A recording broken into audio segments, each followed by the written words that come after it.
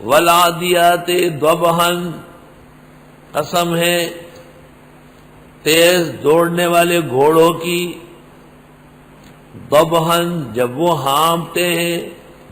اب اگر آپ نے ضبحن پڑھا تو اس کا معنی ہے ہانپنا، اور اگر آپ نے کہا والعادیات ضبحا تو اس کا مطلب یہ ہے کہ آپ گھوڑے کو حلال سمجھتے ہیں، قرآن میں تحریف کرتے ہیں، غیر مقلد اور رافضی ہے۔ عجیب بات ہے کہ غیر مقلد رافضی دونوں گھوڑے کی حلت کے قائل۔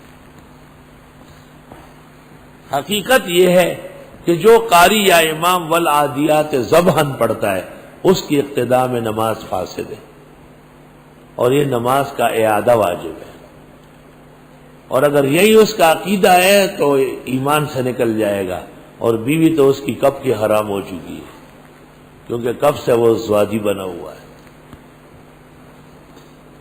اور یہ قاریان ٹکاچار اور ان جیسے یہ زوادیان، ان کا کوئی اعتبار اسلام میں نہیں، ان کو حروف کے ابجد کا پتہ نہیں۔ فقہا متفق ہے کہ حرف ضاد بالدال ہے، بالزال یا بالزوا نہیں ہے، اور جمال القرآن کا حاشیہ مولانا اشرف علی کا نہیں ہے، وہ کسی قاری امین الدین کا ہے، غیر معروف آدمی۔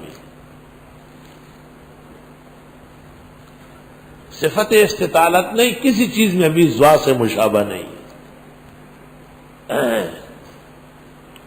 والعادیات ضبحا، قسم ہے ان گھوڑوں کی جو ان قریب غیر مقلدوں کے ولیمے میں ذبح ہوں گے۔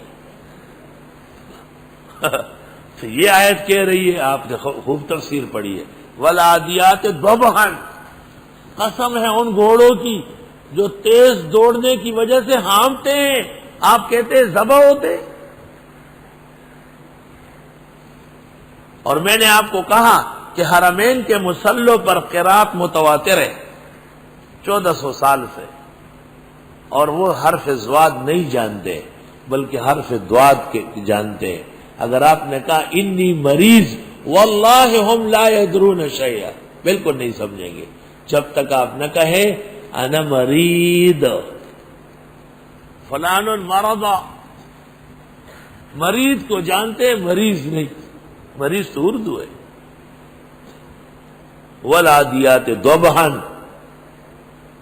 محیط برہانی 25 جلدوں میں آ گئی ہے، زلۃ القاری میں صاف ستھرا لکھا ہے کہ جو ضاد کی جگہ زوا پڑے اور یہی عقیدہ رکھتا ہو فسدت صلاتہ وبانت عنہ امراتہ وإن اعتقد صار کافرا مرتدا۔